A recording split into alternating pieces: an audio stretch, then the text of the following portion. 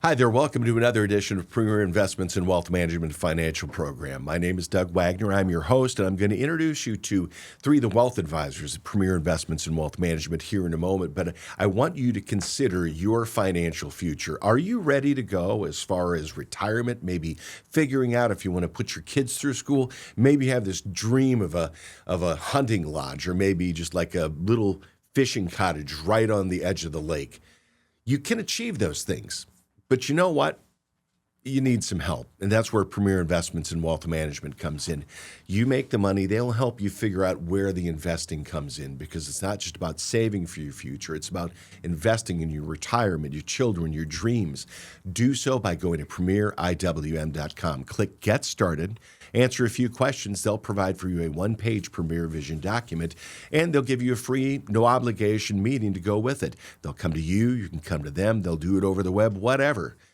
Sit down with them and go over that document. They'll leave it for you as well. And you can decide, hey, do I want to become a member of the Premier Investments in Wealth Management family? I did. I enjoy them. And think you're going to be doing the exact same thing.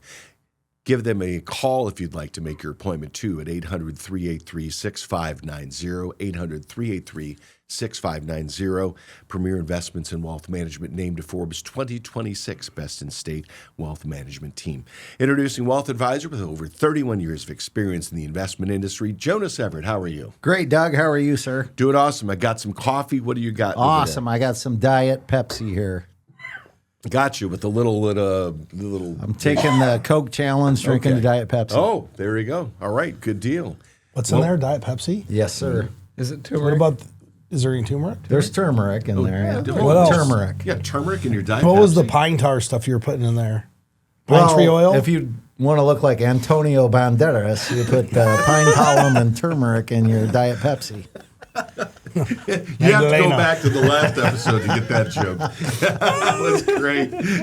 To my right, You're never living it down, dude. He's a wealth advisor, certified financial planner professional with over 11 years of experience in the investment industry, Dr. Casey Mushrush. Just you, Doug. Casey, how are you? Hey, I'm doing really great. I have no complaints. That's good. I enjoy the I will say, I am not living in Buenos Aires right now, but I love when you say it. I know. One of my favorite places to be this time of year is Puerto Rico. So I enjoy that. We have fun doing these shows. And under the watchful eye of the leader, the president of Premier Investments in Wealth Management, he's a wealth advisor as well as an accredited investment fiduciary, certified exit planning advisor with over 22 years of experience in the investment industry. Roger was named to the Forbes 2026 Best in State Wealth Advisors list, and he's the guy who makes it clear you're going to need a bigger boat. It's the big kahuna, Roger Abel. Watching you this time, Doug. I'm watching you. Thank you. Good to be back on the show. Hey, Roger, we're going to go to you with the first question from Trish. She says, my retirement vision seems to change every few years. At one point, we were convinced we'd downsize, buy an RV, and travel the country. Then we started thinking maybe we keep things simpler and get a condo somewhere warmer instead. How do you actually plan for retirement when your goals and lifestyle ideas keep shifting? Trish, that's a great question. And it's totally normal throughout life to change what you want to do. I think it's one of the challenges that people have when they're 20 and 30 years away is really starting to envision how this is going to work, how we're going to spend our time. And in this situation, you went from being on the go with an RV to maybe just going to a condo. But here's the constant. There is an extra expense associated with what you want to do in retirement. Whether it's an RV or a condo, there's still an expense to that. It's just a different vision of what it might be. And I think one of the things people fail to do, they just look at retirement and be like, this is what we're going to do the whole time. Well, have you done that your whole life? Life is constant change. So really what you need to do is have a plan, not a perfect one, but a plan that adapts for your changes that you can start to quantify. If I make this decision, how does it affect my outcomes? And that's really one of the transitional changes in financial planning over the last decade. A decade ago, someone would come in here, we'd put together a financial plan, we'd print them out the 111 pages, hand it to them and say, yep, you did a financial plan, people check the box. They go home, throw it in the junk drawer. They look at it 5 years later. Today, the financial plan is a very dynamic, almost living part of your retirement that if somebody called me up, if Trish called me up and said, Roger, we've decided we don't want an RV. We want to buy a condo that's going to be X amount of dollars. One, does that work? And two, what is the effect on our outcome in retirement? I could tell Trish with some level of confidence whether it's going to work and what it looks like. That wasn't that easy 10, 15 years ago. So I think the key is having a plan that's very dynamic in nature that adapts to the changes that you're going to have throughout retirement, whether it be, a vacation, a new house, could be losing a spouse. We plan on these plans, everybody living. What happens if you unexpectedly lose a spouse early? How does that affect the overall situation? It's really interesting because doing what I do in radio, there is this plethora, and I'm starting to see it on TV too, of these insurance commercials that are on of people who are widowed in their mid-40s. And it's one of those really, this is not something that I'm used to. You've heard a little bit, but they're just really pounding it at this point. So that preparing for that unexpected thing that happened is something that really a financial plan can help you do and mitigate, minimize, mitigate. Was that Ethos you're watching? Yeah. I mean, because they're trying to show and portray, because they're trying to sell term insurance, Right, larger exactly. policies. And it's true. I mean, if you have a husband and wife, you're planning on retiring and you're 20 years away, you better have your insurance part figured out. In fact, I'm not diverting from this question, Right. but part of what planning does is make sure that everything's covered. I've got a client who's a physician, and they're in an interesting situation because typically it's one income, and the amount of insurance they're going to need over time changes. Most families, they buy one policy, $1 million for 20 years, they call it good. Well, in this case, they needed $10 million for the next 10 years. Yeah. And then they needed 5 and then 3, because as they get student loans paid off, kids get older, they get more money accumulated. They don't have that.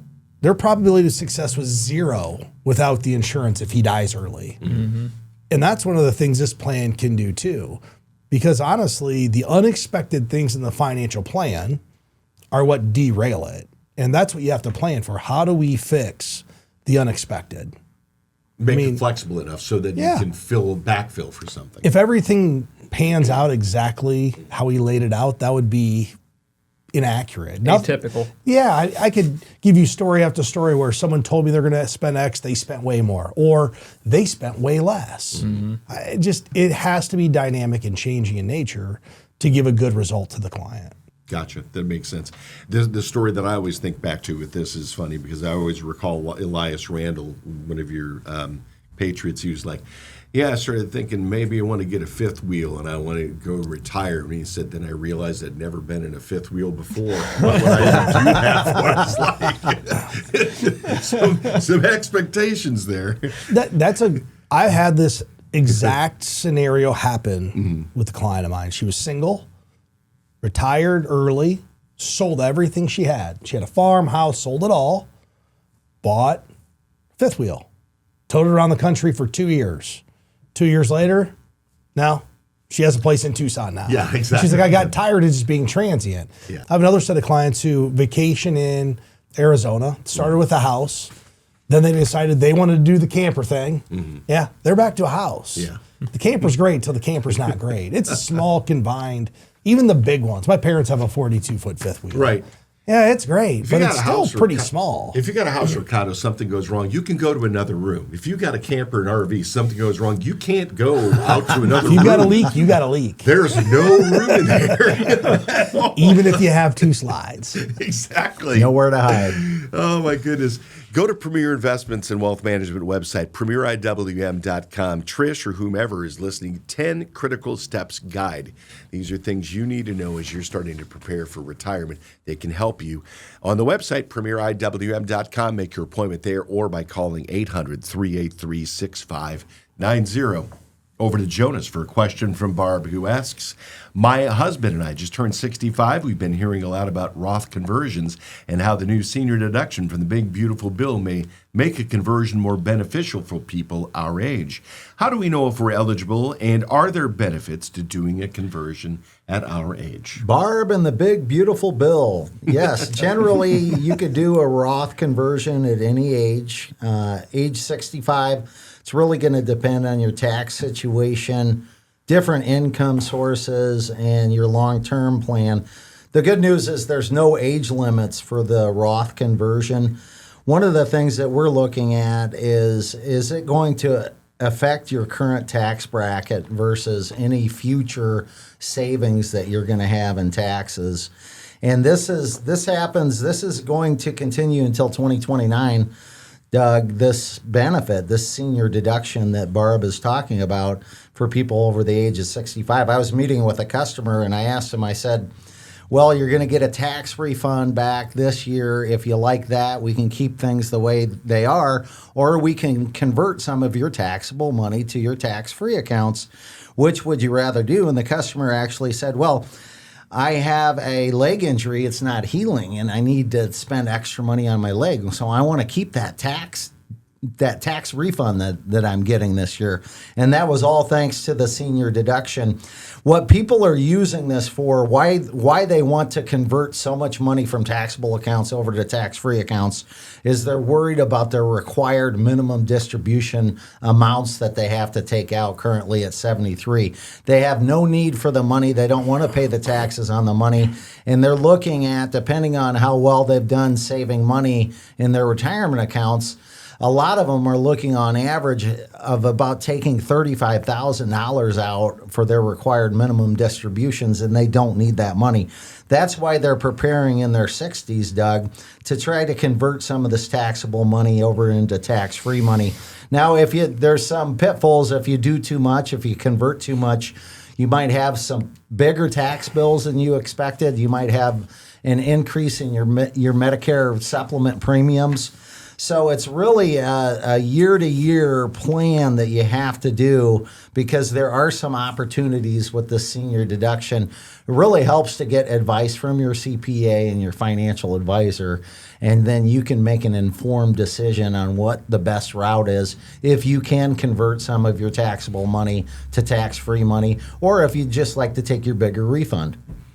It's nice to have a professional team on your side, and the wealth advisors at Premier Investments in Wealth Management. Just one member of that team, Jonas, just talked about, having a CPA. Maybe you've got a tax attorney as well. But on top of that, Jonas, one thing that I did want to ask you about too is that you've got like a Roth conversion guide over at premieriwm.com. Is this something you would recommend that they download and take a look at? Well, actually, Doug, we created the Rothification name. We don't have that trademarked yet, but that's what the guide is called. And it's definitely something to look at. But you need to sit down with somebody and have some actual face-to-face advice. One thing I'll mention on that too, Jonas, and this is a mutual client you and I had, and I do think that you might want to be a little bit cautious too, depending on who you set out with. You want to make sure that you do have the proper team in place. We had a mutual client that you had sent over to me that I took a look over at their tax return. We ran through some stuff. They had been told you should convert $200,000 out of your accounts this year from your traditional account into your Roth. And they were supposed to do that over it was a 6 or an 8 year period of time because of all these other things that were going on. They had been brought into a financial seminar utilizing the One Big Beautiful Bill as a hook and this discussion over through there. And I looked at their return and I looked at them and I'm like, everything that I know about you tells me that you should not do this, and here is why.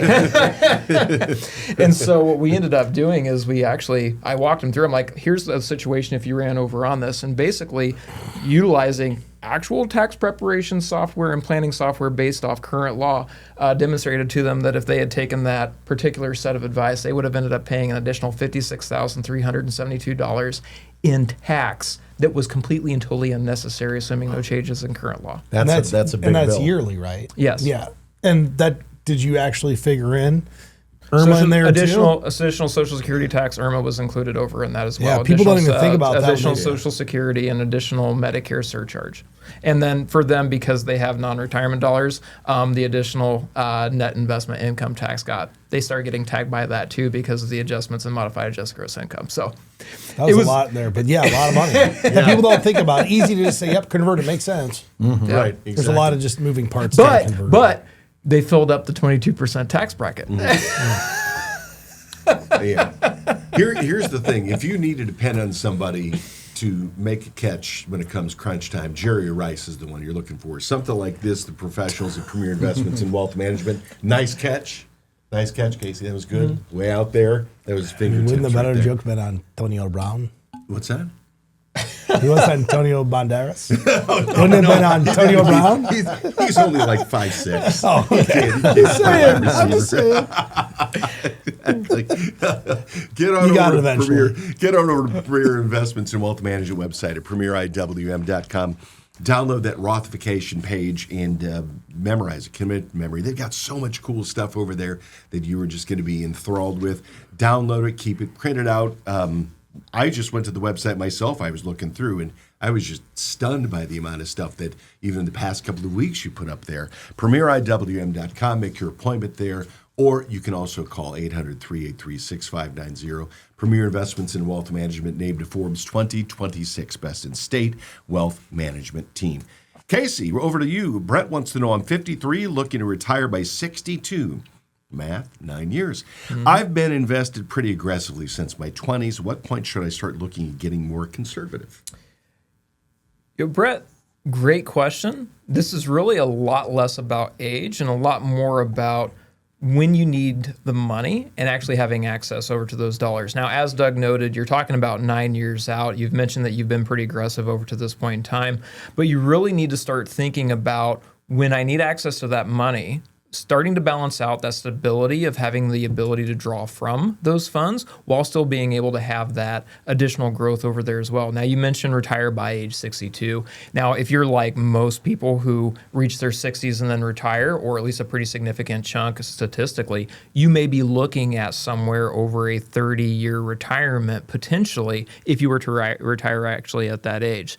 So when we start taking a look at moving into this, you want to take a look at your time horizon. So yes, you need to make sure that you have access over to those dollars. So you might want to have a conservative bucket, or bucket one, as we like to call it, a conservative allocation of dollars that you can actually draw from, but you don't want to do it all at once. You still are going to need those bucket three or those growth dollars to allow future spending to be able to take place and to make sure you don't get yourself behind.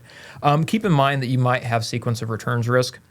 Now, really what this is saying is that if you look over any period of time, the rate of return in and of itself from point to point, it would be the same. But as soon as you start putting withdrawals into that, it can have a very significantly different outcome depending on the order of those returns in the years. So, for example, if you have years where you retire where you have very large negative drawdowns, for example, people who would retired in 2008, maybe like a 2022, they may have a different retirement experience in terms of how much they can spend because their first years were permeated by fairly large drawdowns. So, keep in mind that sequence of return, those sequence of return risks. Adjustments along the way may be warranted as well, meaning that the amount that you're taking out or the percentage that you're taking out may need to be adjusted at some point in time in the future. And then, as we've talked about before, we love to talk and utilize some form of a bucket approach where we have a short-term bucket, an intermediate-term bucket, and a long-term bucket, and then segmenting your dollars so that you're pulling your income off of those short-term dollars so that regardless of what those market fluctuations happen, you have your income piece figured out and you can allow recovery to occur within that growth portion of your bucket. So really the entire goal isn't to simply completely and totally eliminate all risk. You want to phase this thing in and be methodical and thoughtful in the way that you are putting this into place to ensure that you have the income when you need it and where you need it. Where this begins, Brett, is at premieriwm.com because they have a bunch of really good downloadable stuff there. For example, they have a sequence of returns worksheet, sort of a case study on there too, that you can sort of take a look at the way that different things play into that. Also, the 10 critical steps before retirement guide that you can download at premieriwm.com. You can download it there. Just head over to the website, premieriwm.com. Call for your appointment today, 800-383-6590. Premier Investments in Wealth Management named to Forbes 2026 Best in State Wealth Management Team. Questions for everybody at the table. Karen says, I have 3 kids, age 13, 15, and 17. I want to teach my kids about money. We've covered the basics, but I'm sure there are things that I'm missing. What do you think the most important financial lesson is? Or what's a common mistake you see adults make that could have been avoided with early education, Jonas? Great question, Karen. If you are a family with teenagers, this is critical money advice here, because we really have to connect spending, saving, and consequences with your kids. And I always like the first step, Doug, and let them manage money early. We used to have a show on Channel 9, and we had a listener email a solution in to help kids with finances. She said, give your teenage kids a clothing allowance. And she gave her teenage kids each $50 a month to either spend on clothes or whatever they wanted as kind of an experiment. The mom was doing an experiment. And this was really brilliant, because what she found out was each kid had a different personality about money. One kid spent it all on clothes, and that was the oldest kid. The 15-year-old at the time spent half on clothes and saved the other half, and then the young kid just saved the whole thing and just wore his dirty clothes around and didn't care. Just saved the whole $50 a month. So let them manage some money early. And I think that another thing I'll do, and then I'll say, and I'll kick it over to the guys. Let them make their mistakes too with the money. And what I mean by that is all kids are going to make mistakes. They're going to blow money on things that they don't need to. And the kids are really smart as teenagers, too. They have bionic hearing. So we live and breathe all these financial transactions as parents each day. Walk your kids through how you're paying your property taxes. Walk your kids through how you're doing your car registration. Walk your kids through how you're making a deposit at the bank. All of these living and breathing transactions that we're making, include your kids in these transactions. So like you mentioned earlier, Doug, the mind muscle memories. Yeah. They not only remember the bad things about parents, they'll remember the good, smart money moves about parents as well. And you're making it commonplace for them, so it's not something that's mystical when they get there and they're just like paralyzed by everything. Roger, I was going through social media and I saw one of the video hits from one of our prior shows that gets to a little bit about what Jonas was saying, this idea of allow your children to fail on a small level now by having them go in and have actual consequences rather than sheltering them from everything. And when they get to the high level where they have to pass or fail, it's going to be a really big failure if they don't learn here from their failures. You start to ask yourself, do I want them to make a money mistake at 7 or 10 or 11 or 27? Because it's bigger. Yeah. Right? Those are bigger mistakes. It's interesting, though. My daughter came home the other day and asked for an Acorns card. I'd never heard of it. A what? An Acorns card. And apparently it's a debit card that you can link to a specific account for them to spend money. She doesn't want cash. She's got a whole wallet full of cash. Never spends it. Give her money to go out. I wanted that thing there. I'm like, you don't need this much money. And an obscene amount of money for a 10-year-old. But every time I would give her money to go with a friend, she was just stuffing it in her purse and never spending it. Like just hoarding it. Is her friend buying everything? I don't know. Well, no, my oldest daughter's not a spender. Right. I can take her to Target and I'll go there and I'll give them a $1 limit. Say, you can get toys, or today it's Squishies and Neatos. That's the hot thing. Say, hey, you each can spend $30. If my oldest daughter doesn't see something she really wants, she will not buy anything. Or she might spend $7 and be like, I'm good. Now, my youngest daughter, she's going to double the amount that I told her she could spend and then ask where the next gift shop is at. I kid you not, everywhere we go, Dad, let's go to the gift shop. Restaurant, let's go to the gift shop. It's ironic how they have different personalities, but that's one thing we work on them with is, hey, here's the dollar amount. Go figure out how to make it go. And, Tooth Fairy, when the Tooth Fairy comes, What are you going to do with your money? First question we ask. Well, I don't know. Great. We have 3 choices. We can spend it all, save it all, or a little bit of both. And many times we'll do a little bit of both. And my youngest daughter does have a savings, got a little wallet. And this is super funny. So she's like, I'm going to save it all, Dad. So she runs back to her room, grabs this wallet that we don't even know exists, stuffs it in there, runs back and hides. I said, where are you keeping it? She goes, I'm not telling, Dad. Because she doesn't want anybody to know where the money's at. But those are the ways to kind of teach your kids lessons about money. And they're going to overspend. No big deal. Who cares? Like, you're learning at a young age, but what you're trying to do is get them to the point where when they're in high school and they have to make the biggest money decision of their life, which is likely college, how are we going to do college? Right. Are we going to spend all of our money? Are we going to spend some of our money? Or, just all those decisions kind of intertwine and they start young.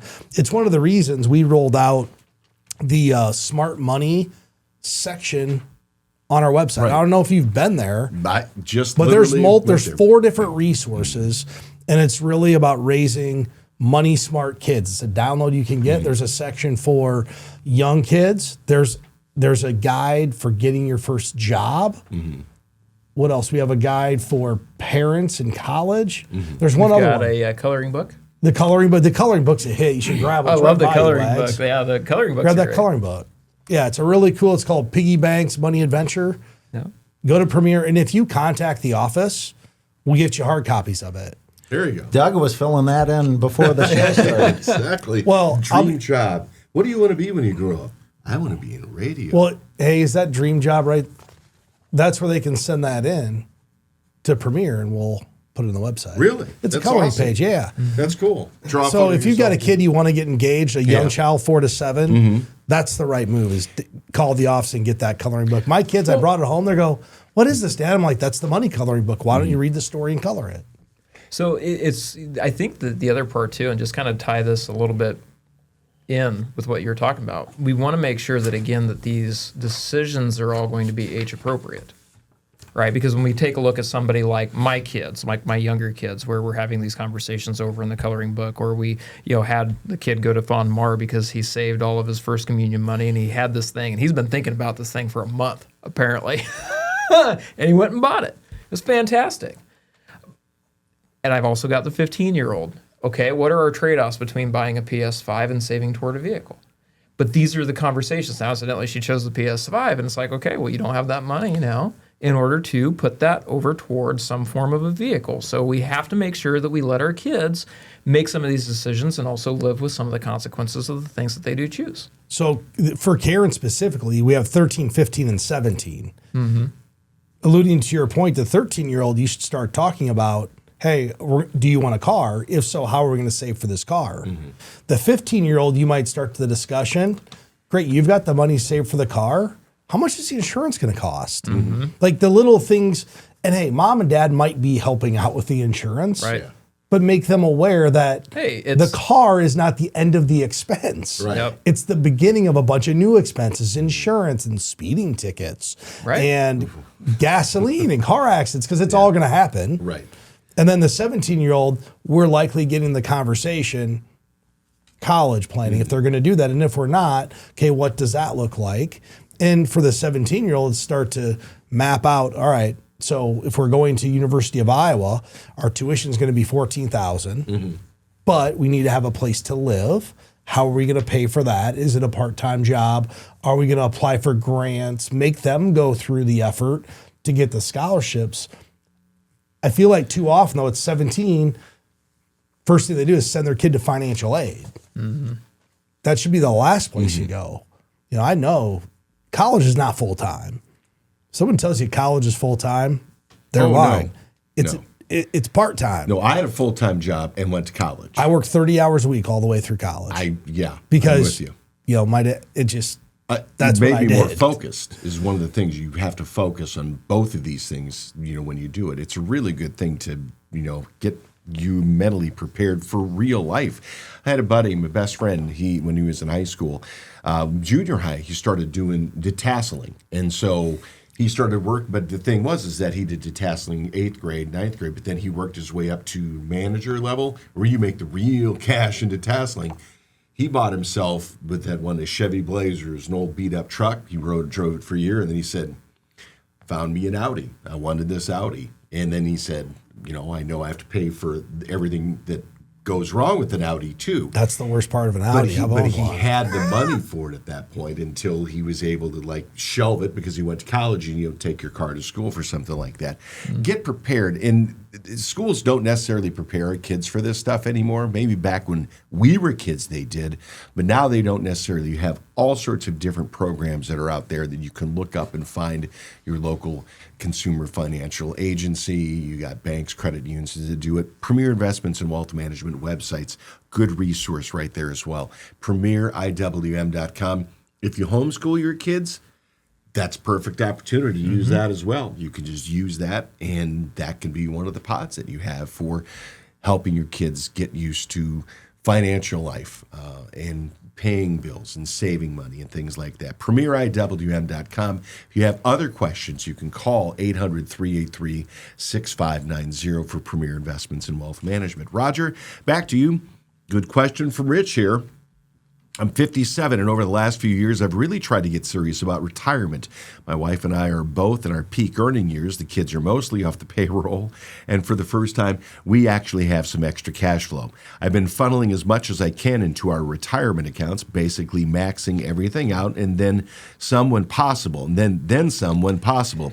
But lately, I've started to wonder if we're putting too much into retirement. We still have a few things we'd like to do, maybe help our kids with a house down payment, do some traveling while we're still healthy. I guess my concern is this: are we overfunding retirement at the expense of flexibility today?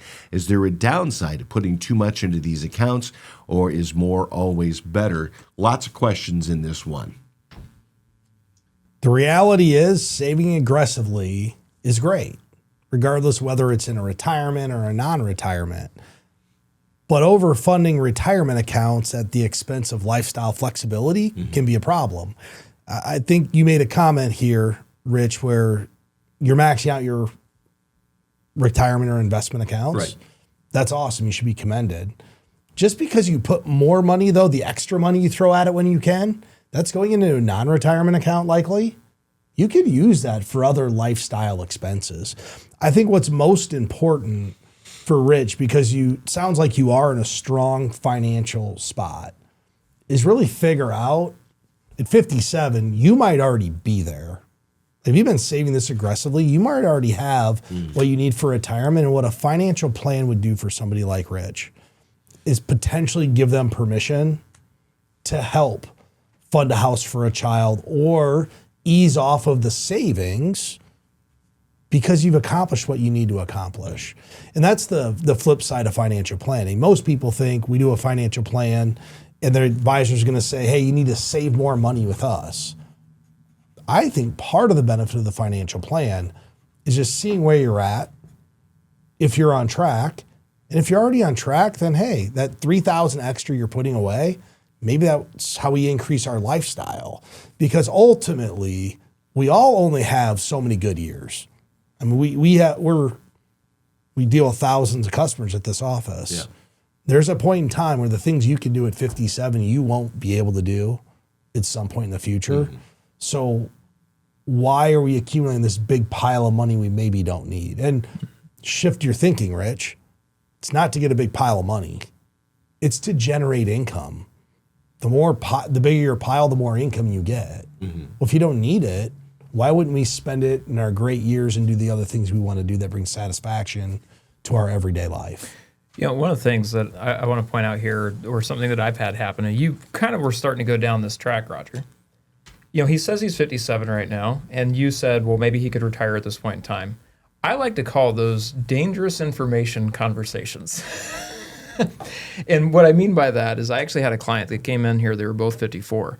And they were like, well, we just need to know where we're at. And so we ran through the plan. And they were like, well, we want to retire when we're 62. And they had this entire thing that they told me. And we actually sat down and ran through the numbers. They could retire that day. And the guy looks at it and he goes, Casey, this is dangerous information because the second that my boss, when I go back in there and I'm having a bad day and he comes and yells at me, that might be it. But the entire sense on that is what that did is it completely shifted the dynamic that they were looking at from this retirement lens, that it wasn't about what do we need to be saving right now in order to get ourselves prepared. It changed their relationship to work. They changed their relationship with work to, do I actually still enjoy to be here? And am I still able to provide value in the way that I am intending, or do I need to exit myself to go do something else? How freeing is that? I mean, this is the whole thing. So you're talking about, what do you serve? Do you serve the dollar amount? I mean, is that what you're serving, the dollar amount? And I want you to talk to me just very briefly about the Premier Bucket strategy and what Rich was talking about too, because he's got these ideas like, okay, he's got long-term investments, but at the same time, he's got these more liquid things that may be happening in a different sequence of times too. The Premier Bucket's really more of how do we manage income in retirement. It's making sure we have the right amount of liquidity so that we're not selling investments when they've lost money. I think if Rich has short-term funding, you're setting up separate from your income planning, you're setting up another set of goals and priorities, almost like a plan within a plan, if you were to think about it. So you have Rich has this big plan. I need $10,000 a month to retire. You set a bucket strategy up to handle that, but he may say, hey, I want a lake house. What do I need to do to fund that? And then you're matching appropriate investments to that. So it's not really, the bucket strategy is not really to accomplish different goals. Thanks for It's correcting. really to set forth a very easy to manage income strategy so that we're not selling stock market investments at a loss In retirement. in retirement. Thank you very much. That's the thing that I was not getting in my head. So I appreciate you. Who's your financial advisor? I'm not retired yet. I'm just teasing. Jonas is my financial advisor. Let's go to Shane's question for you. I'm 60, still working. My wife and I have some large expenses coming up this year. Can I take withdrawals from my 401k now that I'm over 59 and a half, even though I'm still working, contributing? And is there any downside to doing so? Shane, possibly you can take withdrawals. Depends on your plan. You don't have to worry about the pre-59 and a half penalty. I'm being nice so far about this, Doug, okay? A lot of 401ks may not allow withdrawals, but really, Shane, you have to understand that the biggest financial mistake that we see people make is they treat their retirement accounts like piggy banks. And every time you're taking out a lump sum, that means there's less income for your retirement. And really, you're almost looking at, if you're still working and have a decent job, you're looking at taking money out and at least paying 20 to 35% on this money because the taxes still apply. But I think the big thing, Shane, that you need to ask yourself is there any other options financially that is smarter financially that I can do to take out these lump sums? Because if you keep treating your money like a piggy bank, you're going to have less retirement income in the future. You're going to pay a big tax bill. Your plan may not allow you to do so anyways. And really, you're going to have to probably look at, and I'd like to throw an upside down question. Maybe just act like you can't touch your 401k at this point. What other options would you come up with? Would you call your banker? Is there any equity in your home? This is why, Doug, I would like to sit down with Shane and figure out why he does not have an emergency fund for these expenses coming up at age 60. What prompted him up to this point to have no cash that he could fall back on at age 60? So there was some mechanism in place that was happening, and it looks like he's still married, so they're not divorced. There was some mechanism in place happening to where if he didn't have an emergency fund and he needs to treat his retirement like a piggy bank, that we need to start over from scratch and really look at his financial picture. So you want him to have the MC Hammer 401k. Can't touch this. Absolutely, yep. And I'll wear the baggy pants and distract him.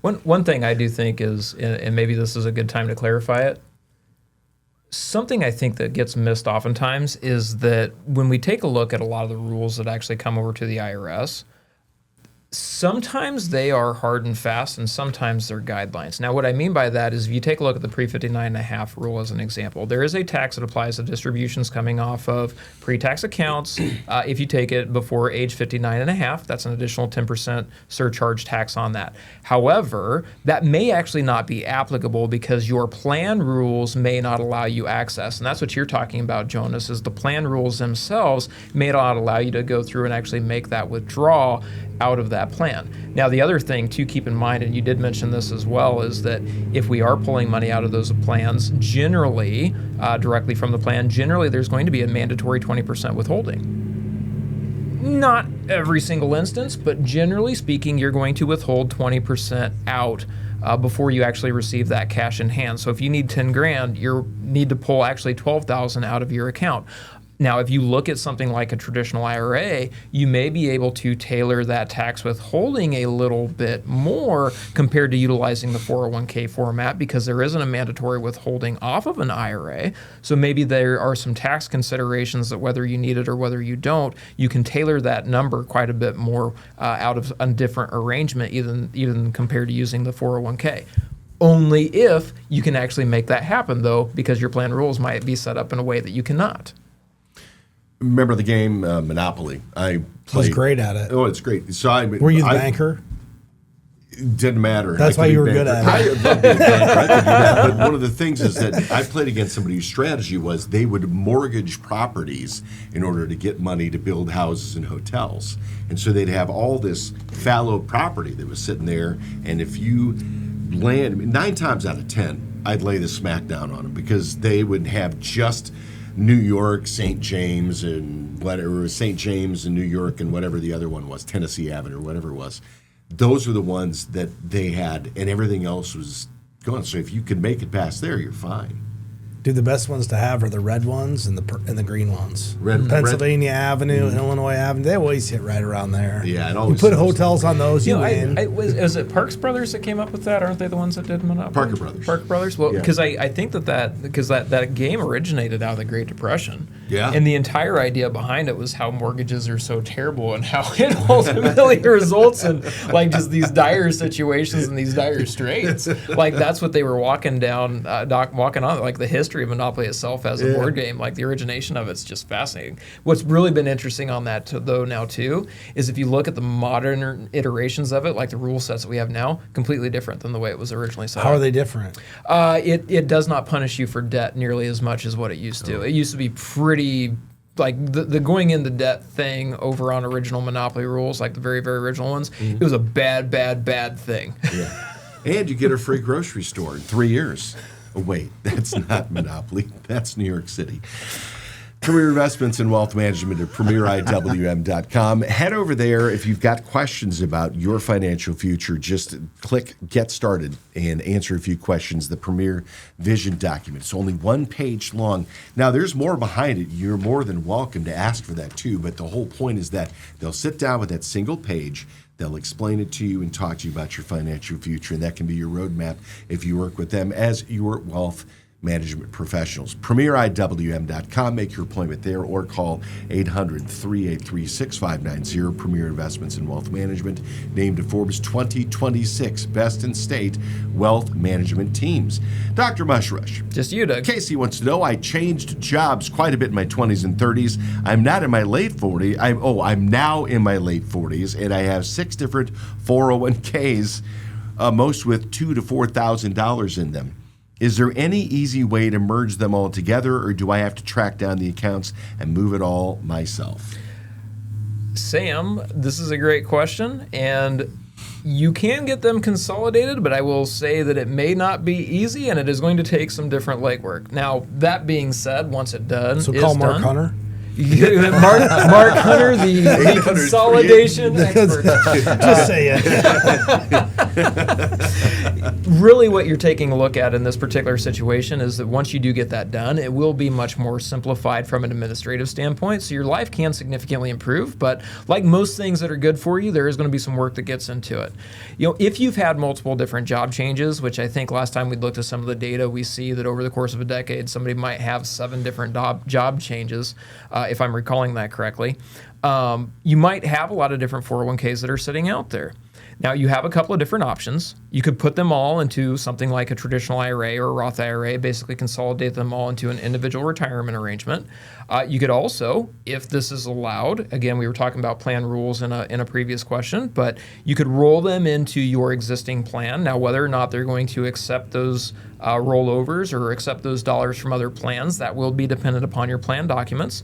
And then you can obviously just leave them where they're at, which is what you're trying to avoid in this particular situation, but that is an option. Now, one thing I will mention on that too, or that we've seen, I'd say an uptick probably in the last 5 years or so, really more so than anything else, is force out in 401k or small 401k balances where, if there's less than $1,000 in it, I've seen people just receive checks that randomly show up in the mail, and then anything between $1,000 and $5,000 actually gets automatically deposited into a traditional IRA or Roth IRA for that particular individual. So that's the company doing the that. company actually creates a mechanism where they no longer keep it within the plan itself. It just forces out over into a retirement arrangement for that employee. Gotcha. Okay. So you have some different options that are there. You can get them all consolidated, but again, you're going to have to contact all the different custodians. So regardless of where these things are at, there's probably going to possibly be paperwork involved. They're probably going to all have a little bit of a different process, whether you can call in, have them actually issue a check over the phone, whether you have to complete paperwork, whether the paperwork requires a notary. There's a lot of different processes that are actually involved, and unfortunately, it is not necessarily just simple to do all of this and signing a form. The other thing I will say too is just be very, very cautious when you go through this process, because you do not want to inadvertently take a distribution. Now, I'll give you an example of this, and it's one thing that I know that I do and we do inside of our office is if we have paperwork that is going on something like this, we like to double check it for our clients. Just recently, meaning within the last week, I had a client send me over some paperwork, say, hey, I'm getting ready to take this over to HR, take a look at it. Look through the documents, and she had checked the box, distribute lump sum distribution of this account, which is what she was intending on doing. However, there were 2 options. There was send lump sum distribution to the account that was set up, and there was send the lump sum distribution to me. Now, guess which one she had checked? Roy. Send lump sum distribution to me, meaning that she would have received a check for a relatively substantial amount, minus 20%, because the government would have had that automatic withholding, and then she would have had 60 days to put the full amount back into some sort of retirement arrangement in order to avoid penalty, which I can tell you right now, the cash flow would not have existed. Got that paperwork turned around. So just be very, very diligent about making sure that that is filled out correctly and that that is done in a way that you actually expect it to, because oftentimes these things are irreversible or they are not able to be unwound. Another example on that, I had another client about 1.5 years ago. They did not call our office, and they did get the check, and it created a pretty massive tax issue when we went through on this April. I think it goes back to one thing. If you're working with Premier, considering working with Premier, call Mark Hunter if this is your situation. Yeah. He knows how to deal with companies. That's why you, in all joking aside though, Right. engaging a financial advisor helps keep it all organized. Yeah. Right.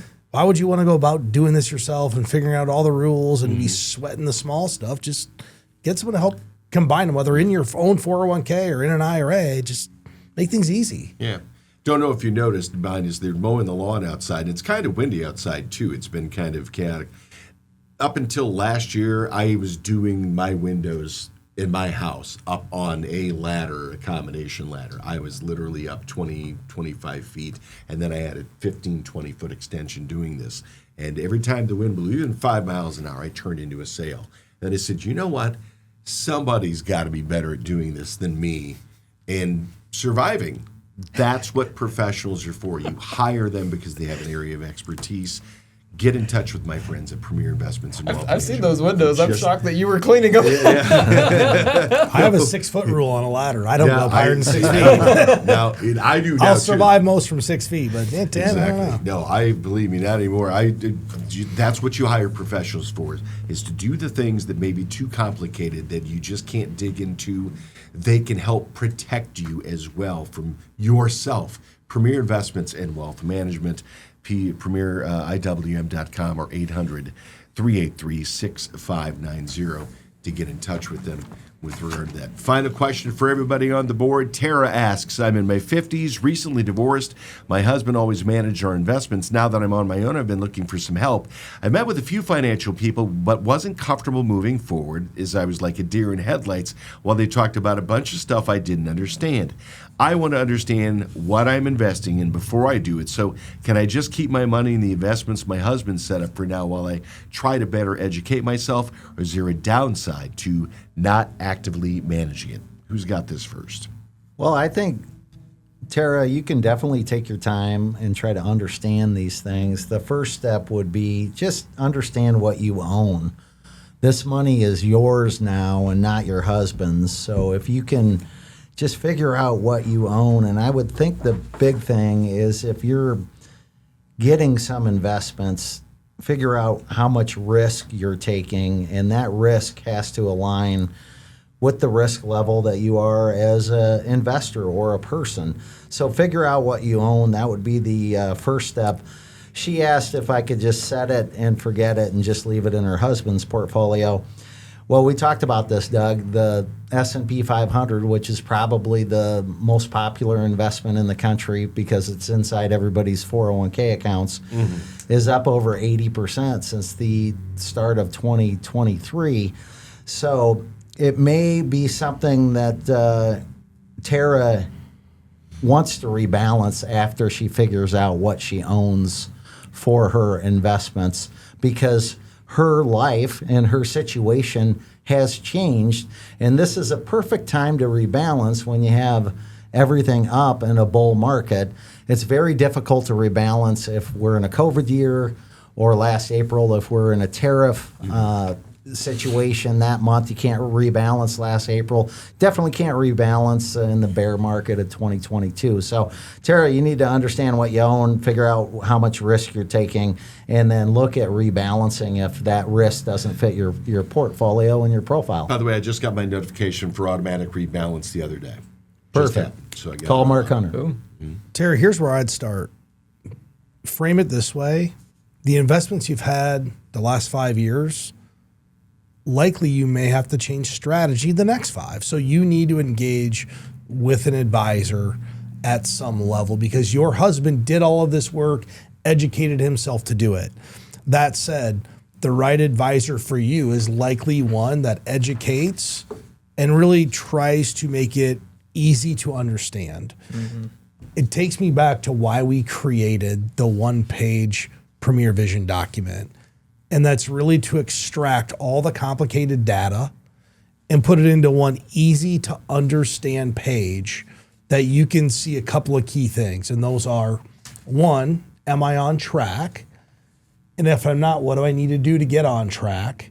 And we break it down to very easy to understand actionable items for somebody to accomplish. It doesn't have to be overwhelming. You just need to figure out where you're at, what you need to do to get on track. And then do the investments align with my goals and objectives? And if the investments don't align, then we adjust them. Not because somebody said this is better than what you had. Likely isn't better, it's just different. That's where I would start with this, is sit down with a planner that has let's call it a heart of a teacher. And they want to educate you how this works and what you need to do to be successful. I think, number one, give yourself the permission to just take a breath. Like this 6-month rule. This is I don't think when you look over something like that, is it going to change tomorrow? Maybe you need to make an adjustment, maybe you don't. The decision not to make a decision is still a decision. So having, just recognize that you can't make that decision, but make sure that is your actual decision rather than just something that happens by default. Now, once you've taken that breath, you mentioned this as far as like finding somebody to work with collaboratively. I actually jotted down our mission statement here. Because to educate and inspire individuals, families, and organizations to gain a higher sense of financial confidence, that I think is what you're really looking for. And I walk potential clients over through this because it's not just a slogan or something that we think looks really pretty that we slap over on there. When we talk about the education piece, this is what we're doing, right? We sit over on here and we have these conversations to make sure that people that we've never met can actually have some sort of fundamental understanding on what that is. And while education is great, it's not the end-all be-all. Without that inspiration, without the actual ability to take that next step, all the knowledge in the world is absolutely meaningless. And then once you know what you need to do and once you're actually taking those active steps, Tara, and this is especially important, I think, for you, you're going to have that higher sense of financial confidence to know that you are able to do the things that you need to do, and that all of this jargon that people like to throw out in order to sound smart and to try and confuse people that they're sitting with just doesn't really matter. So giving you that higher sense of financial confidence is ultimately what you really need to be focusing on, and you need to be finding somebody that you can partner with and that you can work with collaboratively in order to make sure that's the case. Well said by all three. This is the reason why I love working with my friends at Premier Investments and Wealth Management is because of exactly that. The understanding that you can take a breath. Yeah, you may be in your 50s, you may be recently divorced, but you don't have to make a snap decision. In fact, you probably shouldn't. And that's the kind of advice you're going to get from a financial professional who's not trying to sell you something. What they're trying to get you to do is prepare for your financial future. And Tara, I think that you will find at Premier Investments and Wealth Management, you'll be well matched with them. Go to Premier IWM, get the 10 critical steps to your retirement guide that they have. You can download that and a lot of other things in your downtime while you're sitting there just regaining your strength. Take a look through, educate yourself so you don't have to have the deer in the headlights look. And then on top of that, if you do run into something, say, you know what, maybe I'm just ready to make the commitment. I'm ready to make that appointment. Go to premieriwm.com. You can do it online. You can also call 800-383-6590. Make that appointment today for your financial future. And if you're younger, for the people that you love, if you've got family, for the people that you care about, it's important that you take the lead in this because nobody's going to take it for you. Now that you got a new start in life, it's all yours to pick up and move forward with. So for the Big Kahuna, Roger Abel, for Jonas Everett, for Dr. Casey Mushrush. Just you, Doug. My name is Doug Wagner. Thank you for joining us for this edition of Premier Investments and Wealth Management Financial Program. We'll see you again soon. Securities and advisory services offered through LPL Financial, a registered investment advisor, member FINRA SIPC. The opinions voiced in this show are for general information purposes only and are not intended to provide specific advice or recommendations for any individual. To determine which investments may be appropriate for you, consult with your attorney, accountant, and financial or tax advisor prior to investing. Premier Investments in Wealth Management and LPL Financial do not provide specific individualized tax or legal advice. We suggest that you discuss your specific situation with a qualified tax or legal advisor. Rebalancing a portfolio may cause investors to incur tax liabilities and/or transaction costs, and does not assure a profit or protect against loss. Economic forecasts set forth may not develop as predicted, and there can be no guarantee that strategies promoted will be successful. All performance referenced is historical and is not a guarantee of future results. All indices are unmanaged and cannot be invested into directly. There is no assurance that the techniques and strategies discussed are suitable for all investors or will yield positive outcomes. The purchase of certain securities may be required to affect some of the strategies. Investing involves risks, including possible loss of principal. There is no guarantee that a diversified portfolio will enhance overall returns or outperform a non-diversified portfolio. Diversification does not protect against market risk. Dollar cost averaging involves continuous investment in securities, regardless of fluctuations in price levels. Investors should consider their ability to continue purchasing through periods of low price levels. Such a plan does not assure a profit and does not protect against loss in declining markets. Contributions to a traditional IRA may be tax deductible in the contribution year, with current income tax due at withdrawal. Withdrawals prior to age 59.5 may result in a 10% IRS penalty tax in addition to current income tax. A Roth IRA offers tax deferral on any earnings in the account. Qualified withdrawals of earnings from the account are tax-free. Withdrawals of earnings prior to age 59.5 or prior to the account being open for 5 years, whichever is later, may result in a 10% IRS penalty tax. Limitations and restrictions may apply. Traditional IRA account owners have considerations to make before performing a Roth IRA conversion. These primarily include income tax consequences on the converted amount in the year of conversion, withdrawal limitations from a Roth IRA, and income limitations for future contributions to a Roth IRA. In addition, if you are required to take a required minimum distribution, RMD, In the year you convert, you must do so before converting to a Roth IRA. A plan participant leaving an employer typically has 4 options and may engage in a combination of these options, each choice offering advantages and disadvantages.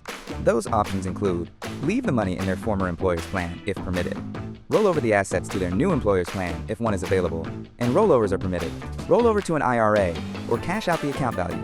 This recording contains only general descriptions and is not a solicitation to sell any insurance product or security, nor is it intended as any financial or tax advice. For information about specific insurance needs or situations, contact your financial professional. This recording is intended to assist in educating you about insurance generally and not to provide personal service. They may not take into account your personal characteristics, such as budget, assets, risk tolerance, family situation, or activities which may affect the type of insurance that would be right for you. In addition, state insurance laws and insurance underwriting rules may affect available coverage and its costs. Guarantees are based on the claims paying ability of the issuing company. If you need more information or would like personal advice, you should consult an insurance professional. Forbes' Best in State Wealth Management Team's ranking was developed by Shook Research and is based on in-person, virtual, and telephone due diligence meetings and a ranking algorithm that includes a measure of each team's best practices, client retention, industry experience, review of compliance records, firm nominations, and quantitative criteria, including assets under management and revenue generated for their firm. Investment performance is not a criterion because client objectives and risk tolerances vary, and advisors rarely have audited performance reports. Shook's research and rankings provide opinions intended to help investors choose the right financial advisor and team, and are not indicative of future performance or representative of any one client's experience. Past performance is not an indication of future results. Neither Forbes nor Shook Research receive compensation in exchange for placement on the ranking. For more information, please see www.shookresearch.com. Shook is a registered trademark of Shook Research, LLC.